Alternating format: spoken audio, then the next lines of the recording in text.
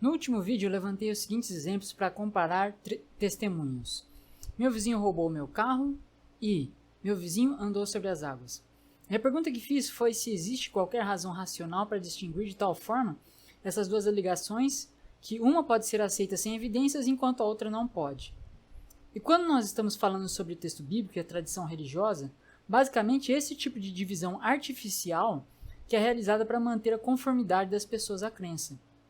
Apologistas cristãos adoram fazer a comparação de tribunais e dizer que quão confiável é o texto bíblico quando comparado com outros textos da antiguidade. Mas eles se esquecem deliberadamente, eu diria em muitos casos, que existem distinções claras entre as situações e que os problemas estão sendo ignorados. Que problemas e que distinções?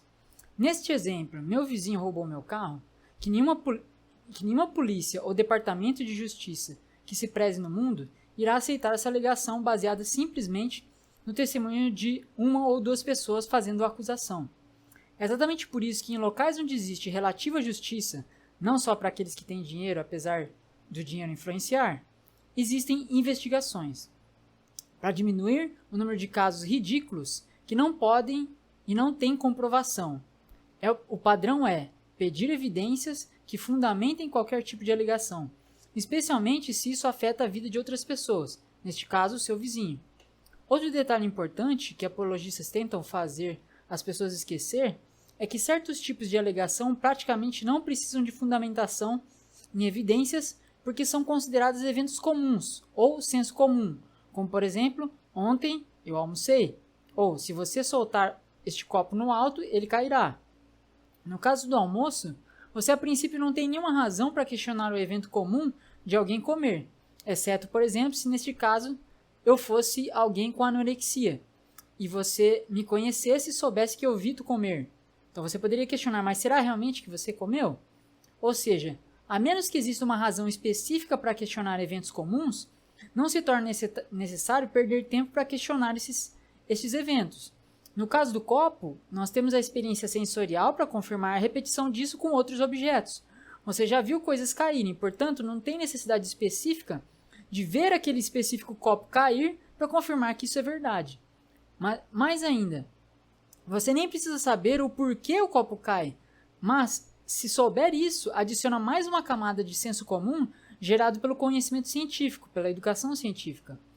Agora, quando comparamos isso com a alegação meu vizinho andou sobre as águas, ou Jesus ressuscitou ao terceiro dia, essas alegações, como o meu vizinho roubou o meu carro, são coisas que afetam a vida de outras pessoas, e não só isso. Elas não são eventos que acontecem todos os dias, observáveis do senso comum. Eu não sei você, mas não é todo dia que eu vejo o meu vizinho andando sobre as águas de um rio ou de um lago, ou que eu vejo o meu vizinho roubando meu carro. Igualmente, não temos pessoas voltando à vida toda segunda-feira. Não é algo que simplesmente pode ser aceito racionalmente sem questionamentos. Por que isso? 1. Porque foge à experiência humana dos sentidos. 2.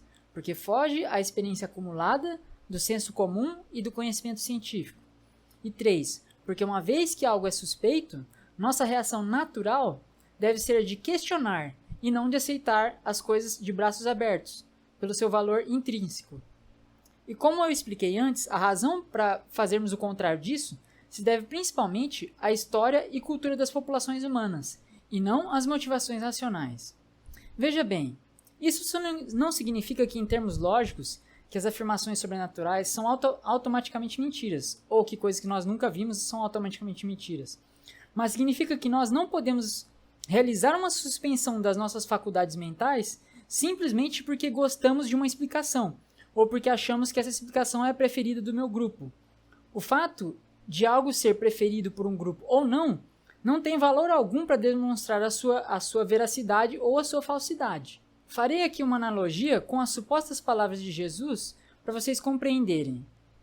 Mateus 7, versículo 13 ao 14 diz: Entrem pela porta estreita, pois larga é a porta e amplo o caminho que leva à perdição. E são muitos os que entram por ela. Como é estreita e apertado o caminho que leva à vida. São poucos os que a encontram. Tradução NVI. Veja bem, o que eu quero dizer com isso é que maioria nunca é prova de estar correto. Até mesmo se você acredita neste texto, você pode ver que, segundo Jesus, a maioria das pessoas vai passar bem longe de acreditar e fazer o que é certo, porque a crença informa as nossas decisões. Ou seja, mesmo se você tem a crença, você deveria notar essa diferença. Ou seja, geralmente, as pessoas vão levantar a oposição, porque tantas pessoas acreditam em Deus, ou tantas pessoas acreditam nisso, ou naquilo outro, provavelmente isso está certo. O que é uma falácia lógica, chamada de apelo à popularidade.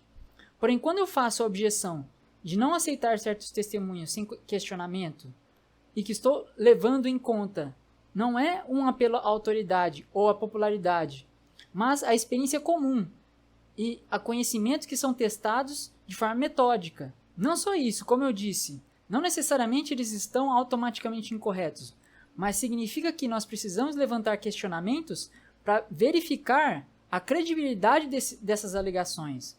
Quando as pessoas aceitam testemunhos de milagres, elas não notam a contradição de não aceitar os testemunhos de milagres de outras religiões.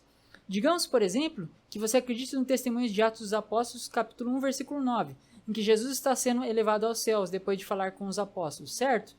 Então, por que quando um muçulmano diz que Maomé foi elevado aos céus, você não acredita? Você vai questionar, você vai apontar a prática religiosa deles, você vai encontrar inúmeras razões pelas quais você não pode aceitar o testemunho dele. Mas afinal de contas, qual é a diferença entre os dois testemunhos? O local onde vocês nasceram, onde vocês cresceram e por quem vocês foram doutrinados. E não pelo conteúdo da fala. O conteúdo da fala é o mesmo. O conteúdo, o testemunho, tem o mesmo peso e as mesmas evidências. Textos copiados e selecionados por líderes de uma religião e separados de acordo com a avaliação deles, do que era ou não sagrado. Tem esse detalhe que eu vou explicar num outro vídeo também. Ou seja, como princípio, se não adotamos uma postura de igualdade entre testemunhos que sugerem suspeita, que fogem à nossa experiência, somos obrigados a acreditar em qualquer narrativa de fatos extraordinários e sermos levados ao engano que possivelmente esconde ideologias de controle do seu comportamento em troca de uma diminuição da ansiedade em relação aos sofrimentos da vida, dos quais a morte é o pior deles. A pergunta que eu faço é mais importante se sentir certo, em conformidade com o grupo e se deixar controlar por narrativas de líderes ou pensar por si mesmo e tentar encontrar a verdade de toda e qualquer afirmação suspeita? Geralmente, conformidade com o grupo parece ser sempre a resposta correta. Porém, o que a história nos mostra é que, sem o espírito de questionamento, nós nunca teríamos nenhum dos progressos que nós temos hoje em dia. Todas as revoluções começam em algum lugar.